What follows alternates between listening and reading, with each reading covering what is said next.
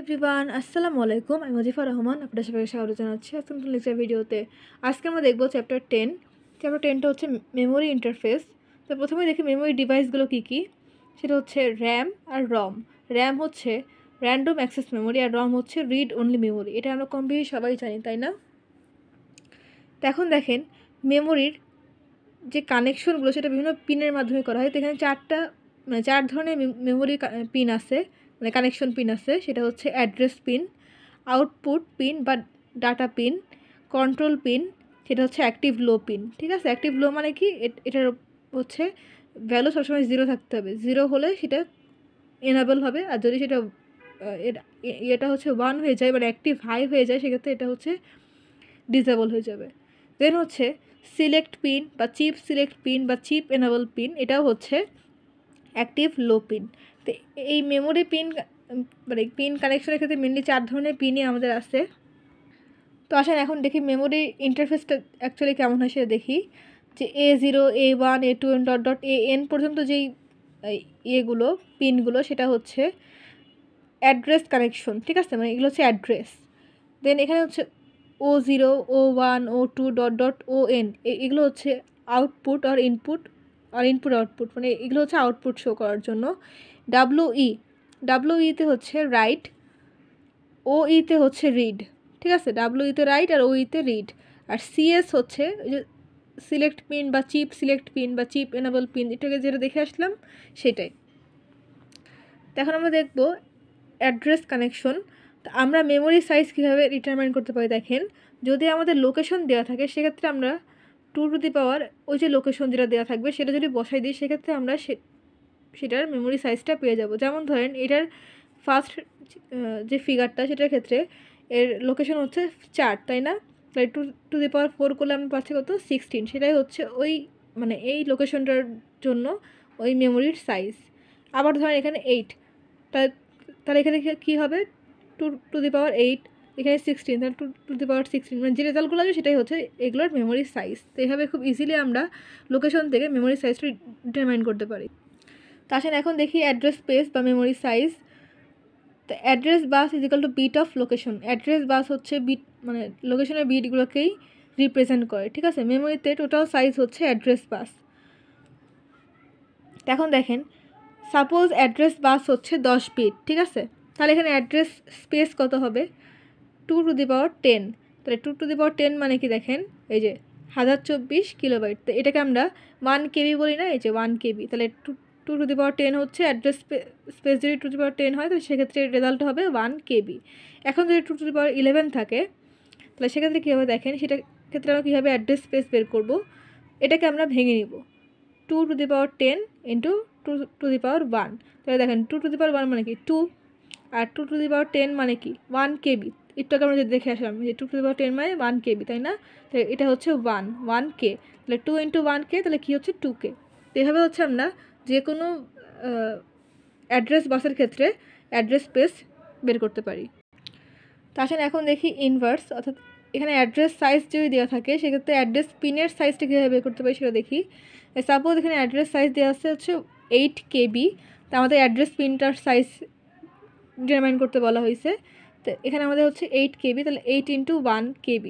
ঠিক আছে, তাহলে 8কে আমরা ভাঙলে কী পাচ্ছি 2 to the power 3 into 1 KB মানে কি 2 টু দি পাওয়ার 10। একটু আগে এই যে এখানে যেটা দেখে আসলাম, এই যে 2 টু দি পাওয়ার 10 1 KB। তো এটাই হচ্ছে আমরা জাস্ট এখানে অ্যাপ্লাই করব। তো 8কে আমরা ভেঙে নিলে পাচ্ছি 2 টু দি পাওয়ার 3, মানে 2 টু দি পাওয়ার 3 করলে আমরা 8 পাই, তাই না? এটাকে ভেঙে নিলাম, আর 1 KB হচ্ছে 2 টু দি পাওয়ার 10, মানে পাওয়ার হিসেবে আমরা নিয়ে নিচ্ছি। কারণ যেহেতু এই 1 KB ভাঙলে হচ্ছে পাওয়ার আসছে, সেজন্য এটাকে আমরা ভেঙে পাওয়ার আকারে নিয়ে নিচ্ছি। তাহলে এটাকে কি এক জায়গায় করলে কী হচ্ছে 3 + 10, মানে পাওয়ার গুণ করলে কী হয় যে পাওয়ার যোগ হয়ে যায় না? তাহলে 2 টু দি পাওয়ার 13। এটাই হচ্ছে এই অ্যাড্রেস সাইজটার জন্য অ্যাড্রেস পিনের সাইজ। এখন দেখব অ্যাড্রেস ডিকোডিং। ঠিক আছে, তো অ্যাড্রেস ডিকোডিংয়ের ক্ষেত্রে দেখেন মেমোরির সাথে রিড রাইট করার জন্য অ্যাড্রেস বাস ইউজ হয়। Highest memory address 2 to the power 20 is equal two 1 megabyte. ঠিক আছে, চিপকে এনাবেল করার জন্য চিপ সিলেক্ট ইউজ করি। মেমোরি অ্যাক্সেস করার জন্য অ্যাক্টিভ লো থাকতে হবে, মানে যে বললাম যে অ্যাক্টিভ লো পিন ছিল না আমাদের দুইটা, কন্ট্রোল পিন আর হচ্ছে সিলেক্ট পিন বা চিপ এনাবল পিন, ওগুলোকে হচ্ছে মেমোরিতে অ্যাক্সেস পাওয়ার জন্য অ্যাক্টিভ লো থাকতে হবে। তো ধরেন এটা একটা এক্সাম্পল যে এটা হচ্ছে 8086 মাইক্রোপ্রসেসর। এখানে হচ্ছে A0 থেকে A12 পর্যন্ত যে পিনগুলো সেটা হচ্ছে এই 8 কেবির মধ্যে, মানে একটু আগে যে এক্সাম্পলটা দেখলাম এই যে 8 কেবির, হ্যাঁ এখানে হচ্ছে A0 থেকে A12 পর্যন্ত পিনগুলো মানে একটার সাথে একটা কানেক্টেড আছে, বাট A13 থেকে A19 যে পিনগুলো সেগুলো কিন্তু কানেক্ট নাই। কারণ আমরা জানি অ্যাড্রেস বাসের পিন সংখ্যা কত, 20টা, তাই না? A0 থেকে A19, তাহলে A0 থেকে A12 পর্যন্ত কানেক্টেড আছে আর A13 থেকে A19 পর্যন্ত কানেক্টেড নাই। তাহলে এগুলো হচ্ছে কি, মানে এই 7টা পিনকে আমরা ডিকোডার ইউজ করে হচ্ছে এই চিপ এনাবল এর মাধ্যমে এই 8 কেবির সাথে কানেক্ট করব। কারণ আমাদের এই পিনগুলো যদি কানেক্ট না করি তাহলে এইগুলোর কাজ কী, এগুলোতে ইনঅ্যাক্টিভ হয়ে থাকলো, তাই না? আমাদের সবগুলো পিনকেই কাজে লাগাতে হবে, সেটা কোন ওয়েতে কাজে লাগাবো সেটাই হচ্ছে বিষয়। তো দেখেন এখানে কী হচ্ছে, কী লেখা আছে, A13 to A19 is a mismatch with must be corrected। অর্থাৎ এই যে আমাদের A13 থেকে A19 যে পিনগুলো এগুলো কানেক্ট নাই, মানে A0 থেকে A12 পর্যন্ত প্রতিটা পিন হচ্ছে প্রতিটা ইয়ের সাথে কানেক্টেড, কিন্তু A13 থেকে তো A19 তো কানেক্টেড নাই। এটা কানেক্ট করতে হবে কি, মানে কোন মাধ্যমে কানেক্ট করতে হবে, ডিকোডার ইউজ করেছে, ডিকোডার কানেক্টস মিসম্যাচ। অর্থাৎ এই যে কানেকশনটা ব্রেক হয়ে যাচ্ছিলো এখানে এসে, সেক্ষেত্রে হচ্ছে আমাদের ডিকোডার এখানে আমাদের সেই কানেকশনের কাজটা করে দিবে, ঠিক আছে? এখানে দেখেন 12 পর্যন্ত কেন হলো, এখানে কেন 20 পর্যন্ত কানেক্ট হলো না, কারণ আমাদের এই যে অ্যাড্রেস পিন সাইজ কিন্তু আমরা 13 বের করছিলাম, তাই না? 13 পেতে গেলে আমাদের কী করা লাগছে, A0 থেকে A12 পর্যন্তই কানেক্ট করা লাগছে, বাট আমাদের অ্যাড্রেস পিন কিন্তু 20টা, তাই না? তাহলে আমরা যদি 13টা পিনকে কানেক্ট করি, বাকি 7টা পিন তাহলে কোথায় যাবে? এই সিনারিওটাই হচ্ছে এখানে বোঝানো হয়েছে। মানে A0 থেকে A12 পর্যন্ত এই 13টা পিন হচ্ছে কানেক্ট হয়েছে, বাট A13 থেকে 19 পর্যন্ত এই 7টা পিন হচ্ছে ডিকোডারের মাধ্যমে আমাদের কানেক্ট করতে হবে। আই থিঙ্ক আপনারা ক্লিয়ার। এরপরে যদি কারো কোনো কোশ্চেন্স থাকে আমাকে কমেন্ট করতে পারেন। তো দেখেন এখানে একটা যে ফিগারটা দেখলাম সেটা আমরা ডিকোডার যে দেখছিলাম, তাই না? এটা চাইলে আমরা ন্যান্ড গেট দিয়েও ডিকোড করতে পারি। সেটা কীভাবে দেখেন, যে আমাদের A0 থেকে A12 পর্যন্ত একটা সঙ্গে একটা কানেক্টেড, বাট সমস্যা হচ্ছে A13 থেকে 19, তাই না? এই পিনগুলোকে আমরা এই ন্যান্ড গেট দিয়ে পাস করতে পারি। সেক্ষেত্রে কীভাবে দেখেন, যদি এখানে আমাদের এই পিনগুলোর মান এই যেখানে দেখাই, যদি এগুলোর মান 1 থাকে তাহলে সেক্ষেত্রে এখানে কী আসবে, 1 আসবে। যদি আমরা ন্যান্ড না চিন্তা করে অ্যান্ড চিন্তা করি, ঠিক আছে? অ্যান্ডের ক্ষেত্রে কী হয়, যে সবগুলো 1 হলেই 1, তাই না? তো যদি এই 1 থাকে সেক্ষেত্রে 1 আসবে, এবং যেহেতু ন্যান্ড নট অ্যান্ড, তাই না? সেজন্য নট গেট ইউজ করলে তাহলে আমাদের এই পিনগুলো কী হবে, 0 হয়ে যাবে, তাই না? এই কাজটা করার জন্যই হচ্ছে মেনলি আমরা ডিকোডারের জায়গায় ন্যান্ড গেট ইউজ করতে পারি। তো এখন দেখেন যদি আমরা ন্যান্ড গেট ইউজ করি সেক্ষেত্রে কী হচ্ছে, এর মানটা এখানে 0 হয়ে যাচ্ছে না, আউটপুটটা এটা এখন চিপ এনাবল যে পিন সেটা এসে কানেক্ট হচ্ছে, এবং এই যে আউটপুট সেখানে হচ্ছে শো করবে। এখন এখান থেকে যদি আমাদের বলা হয় যে অ্যাড্রেস স্পেস বের করতে, সেভাবে কীভাবে বের করবো দেখেন, যে আমরা প্রথমে এভাবে লিখে নিব, ঠিক আছে? আমরা এখান থেকে লোয়েস্ট অ্যাড্রেস স্পেস আর হাইয়েস্ট অ্যাড্রেস স্পেসটা বের করব। তো দেখেন, তা আমাদের টোটাল পিন সংখ্যা হচ্ছে 20টা, তাই না? অ্যাড্রেস বাসের জন্য A19 A18 A16 15 14 13 12 11 10 9 এভাবে চলতে A0 পর্যন্ত।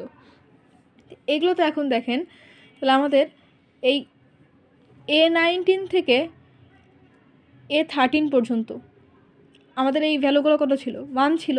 আমরা যেহেতু ন্যান্ড ইউজ করছি এটাকে, মানে যেহেতু আমাদের এই 12টা পিন কানেক্টেড, এই পিনগুলো কানেক্টেড না, তো এই পিনগুলো এমনি রাখা যাবে না। এগুলো যদি আমরা 0 পাস করি তাহলে এই পিনগুলোকে কোনো কাজে আসলো, বাট এই পিনগুলো তো আমরা ইউজ করতে পারছি, মানে এটা যদিও কোনো আউটপুট দিচ্ছে না, বাট এগুলো তো মানে কানেকশন ছাড়া তো আমরা রাখছি না, সবগুলো পিনকে আমাদের কানেক্ট করতে হবে, তাই না? তো সেম কাজটাই হচ্ছে এখানে হচ্ছে, যেমন ধরেন এই যে ন্যান্ড গেটের ক্ষেত্রে যেটা এখানে যেই আউটপুটগুলো ছিল সবগুলো 1 ছিল, আমরা ন্যান্ড করার জন্য এখানে আউটপুটটা 0 আসছে, যদিও পিনগুলো কানেক্ট হয়েছে, বাট এর জন্য কোনো রেজাল্টে কোনো মানে ভ্যালু এদিক ওদিক হবে না, কিন্তু পিনগুলো কানেক্টেড, কোনো পিনই হচ্ছে ডিসকানেক্ট আর নাই, সবগুলো পিনকে আমরা ইউজ করছি, সেটাই হচ্ছে আমাদের মেন কাজ। এখন দেখেন আমাদের A19 থেকে A13 পর্যন্ত সবগুলো পিন কি 1 ছিল না, এই সব A19 থেকে A13 পর্যন্ত সবগুলো পিন হচ্ছে 1, আর বাকি যে পিনগুলো A0 থেকে A12 এগুলো হচ্ছে আমাদের সবগুলো একটার সাথে একটা কানেক্টেড, তাই না? তাহলে এগুলোর মান কি 0, এই সবগুলো 0 দিয়ে দিলাম। তাহলে দেখেন এখন কিন্তু চারটা চারটা করে বিটে ভাগ করে নিই, সেক্ষেত্রে কী পাচ্ছি, এখানে পাচ্ছি 4টা 1, তাহলে 4টা 1 মানে কি এফ, এখানে পাচ্ছি 1 1 1 0, তাহলে কী হচ্ছে এখানে ই, দেন এখানে 4টা হলে কী হচ্ছে 0 0 0 0 0 0 0 0 0 0 0 0 0 0 0, তাহলে এফ ই 0 0 0, এটা হচ্ছে লোয়েস্ট ভ্যালু। আর হাইয়েস্টের জন্য কি হবে, আমাদের সবগুলো 1, তাই না? তাহলে এখন দেখেন, তাহলে আমাদের লোয়েস্ট কী পাচ্ছি, এফ ই 0 0 0, এই যেটা পেয়ে গেলাম। আর হাইয়েস্টের জন্য কি পাচ্ছি, সবগুলো 1 করলে এফ এফ এফ এফ, এটা হচ্ছে হাইয়েস্ট। তাহলে এই যে আমরা ইয়েটা বের করলাম অ্যাড্রেস স্পেস, এটাই হচ্ছে ওই যে আমরা যে ম্যাথটা তৈরি করলাম না, এই যে এই ম্যাথটা 8 KB দেওয়া ছিল, এটার জন্য অ্যাড্রেস পিন সাইজ বের করলাম, এই ম্যাথটার জন্য তার অ্যাড্রেস স্পেস। যদি কখনো আমাদের কোনো কোশ্চেনে বলা থাকে অ্যাড্রেস স্পেস বের করতে, সেভাবে সেম ওয়েতে আমরা এভাবে অ্যাড্রেস স্পেস ইজিলি ডিটারমাইন করতে পারি। তাছাড়া আর একটা এক্সাম্পল দেখি, সাপোজ উই ওয়ান্ট 64K কে size memory chip, but there is only available 8K size memory chip, তাই না? মানে আমরা 64 চাই, বাট সেখানে হচ্ছে 8 কিলোবাইটের হচ্ছে মেমোরি অ্যাভেলেবেল আছে। তো now we use 8K size 8 chips for achieve 64K chips, অর্থাৎ আমরা যদি 8 কিলোবাইটের পিন ইউজ করি, সেক্ষেত্রে হচ্ছে 64 কিলোবাইট চিপ পেয়ে যাব না, সেটাই হচ্ছে এখানে বোঝানো হয়েছে। তো এটার ক্ষেত্রে দেখেন অ্যাড্রেস পিন কীভাবে হবে, তাহলে 8 × 8, মানে 8K সাইজের 8টা পিন ইউজ করব। সেক্ষেত্রে কী হচ্ছে দেখেন 8 × 1K, তাই না? তাহলে এখানে যেহেতু কেতে আসে, সেজন্য হচ্ছে আমরা কিলোবাইট আসে, সেজন্য হচ্ছে আমরা 1K নিলাম, যেহেতু আমাদের পিন সাইজটা বের করতে হবে। পিন সাইজ বের করতে গেলে আমাদের যে মূল স্ট্রাকচার যেটা, অর্থাৎ 2^10, মানে অ্যাড্রেস বিট যেটা, সেটাকে মানে সেই ফর্মেটে নিয়ে যেতে হবে। সেই জন্য হচ্ছে আমরা এখানে নিলাম 8 × 1K, তাহলে 8K ভাঙলে কী পাচ্ছি 2^3, আর 2^10K ভাঙলে কী পাচ্ছি 1K, কারণ 8টা পিন নিচ্ছি বলে আমরা 8K নিচ্ছি, আর যেহেতু কিলোবাইট আকারে সেই জন্য হচ্ছে 1K নিচ্ছি। ক্লিয়ার? তাহলে এখন 2^3 আর 2^10 গুণ করলে পাওয়ারটা কী হবে, যোগ হয়ে যাবে, তাহলে 10 + 3 13, 2^13 হয়ে গেল। তো এখন দেখেন এটার জন্য আমরা ফিগার কীভাবে ড্র করব। তো এরকমভাবে হচ্ছে আমরা 8টা মেমোরি নিব এবং সেটাকে হচ্ছে ডিকোডারের মাধ্যমে একটার সাথে একটা কানেক্ট করব। তো এই ডায়াগ্রামটা বোঝার আগে আমাদের 3 to 8 লাইন ডিকোডার একটু বুঝে আসতে হবে, তাহলে আমাদের এই জিনিসটা বুঝতে ইজি হবে। তো দেখেন এটা হচ্ছে 3 to 8 লাইন ডিকোডার। তো এখানে হচ্ছে ইনপুট সংখ্যা হচ্ছে n থাকবে, আউটপুট সংখ্যা 2^n হবে। মানে যদি এখানে 2^3 থাকে, সেক্ষেত্রে আমরা পাবো কত 8, মানে 3টা ইনপুট লাইন থাকলে আউটপুট লাইন হবে 8টা। যদি 4টা ইনপুট লাইন থাকে, সেক্ষেত্রে আউটপুট হবে 16টা আউটপুট লাইন হবে। তো এটা হচ্ছে ডিকোডার। তো এখানে হচ্ছে ABC, এগুলো হচ্ছে সিলেকশন ইনপুট, ঠিক আছে? দেন হচ্ছে G2A, G2B আর G1, এগুলো হচ্ছে এনাবল ইনপুট। এগুলো হচ্ছে এই G2A আর G2B, এগুলো হচ্ছে অ্যাক্টিভ লো থাকবে, আর G1টা হচ্ছে অ্যাক্টিভ হাই থাকতে হবে। এটা কিন্তু অবশ্যই মাথায় রাখবেন। এই G2A, G2B এগুলোকে কিন্তু অ্যাক্টিভ হাই করলে এই ডিকোডারটা এনাবল হবে না ইনপুটটাকে নেওয়ার জন্য। এটাকে অবশ্যই অ্যাক্টিভ লো রাখতে হবে এবং G1কে অবশ্যই অ্যাক্টিভ হাই রাখতে হবে ডিকোডারের ক্ষেত্রে।